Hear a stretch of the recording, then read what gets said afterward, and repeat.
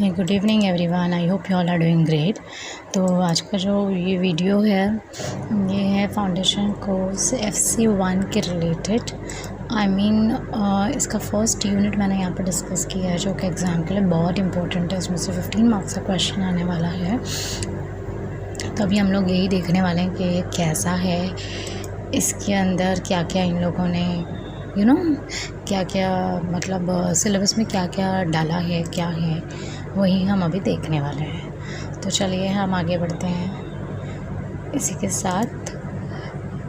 Foundation course तो पहला वाला है हमारा, पहला जो है दैट इज़ हम लोग करने वाले हैं Indian overview of Indian society. तो उसके कुछ ऑब्जेक्टिव है, जैसे इसमें इंट्रोडक्शन होगा पहले, फिर डेमोग्राफिक कॉम्पोजिशन होगा, इंडिया का क्या है, फिर जेंडर वाइज डेमोग्राफिक एनालिसिस होगा, फिर इंडिया का एक मल्टी कल्चर है ना, बहुत सारे किस्म के लोग यहाँ पे रहते हैं अलग अलग रिलीजन के, इसीलिए उसे मल्टी कल्चर कहा जाता है। प्लूरिस्टिक सोसाइटी भी कहा जाता है क्योंकि ये कि स्पेसिफिक इसका कोई रिलीजन नहीं है, स्पेसिफिक कास्ट के लोग यहाँ पे नहीं रहते हैं, इसीलिए इसको बोला जाता है प्लूरिस्टिक सोसाइटी। मल्टी रीजनलिज्म है क्योंकि बहुत अलग अलग रिलीजन है, इसीलिए इससे मल्टी रिलीजन बोला जाता है। उसके आगे है हमारा मल्टी लिंग्विज़म, है ना। लिंग्विज़म का मतलब होता है लैंग्वेजेस, तो बहुत अलग अलग तरह की लैंग्वेज बोली जाती है, इसीलिए इसको मल्टी लिंग्विज़म बोलते हैं। फिर caste system in India. Caste system आपको पता है अलग अलग कास्ट के लोग रहते हैं, कुछ अपर कास्ट है, कुछ लोअर कास्ट है, कुछ मिडिल कास्ट है, तो कास्ट सिस्टम पढ़ोगे। फिर रीजनल वेरिएशंस है, कुछ पर्टिकुलर रीजन्स को लेकर, जम्मू एंड कश्मीर हो गया जैसे, है ना, तो अलग अलग रीजन्स को लेकर वेरिएशंस हैं। उसके बाद में characteristic and problems of tribal area, जो ट्राइब्स के अंदर आते हैं उनके क्या प्रॉब्लम्स हैं, क्या कैरेक्टरिस्टिक है, वो पढ़ोगे।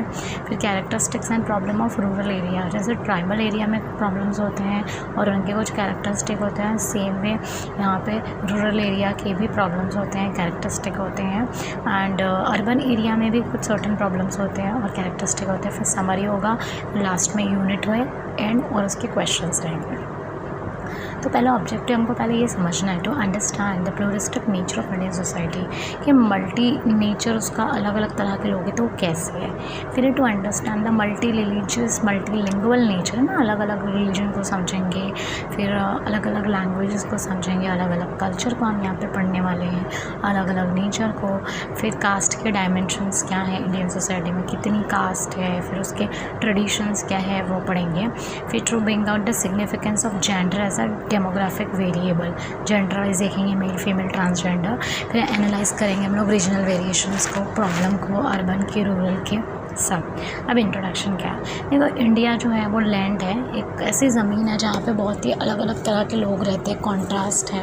इन order to understand the nature of Indian society it is necessary to understand the multi culture को हमको समझना पहले ज़रूरी है कि अलग अलग कल्चर कौन सा है, उसका कैरेक्टरिस्टिक क्या है ना, इनहेबिटेंट्स क्या है, मल्टी प्लीसिटी क्या है, लैंग्वेज क्या है, रिलीजन क्या है, कास्ट क्या है, रेस क्या है, एथनिसिटी क्या है, क्लाइमेटिक कंडीशंस कैसी होती है, इसका हिस्ट्री क्या है, इंडिया का बैकग्राउंड क्या है। तो हम इंट्रोडक्शन में इन शॉर्ट सभी पढ़ने वाले हैं। सो इंट्रोडक्शन में यहाँ पे सब कुछ कवर होने वाला है।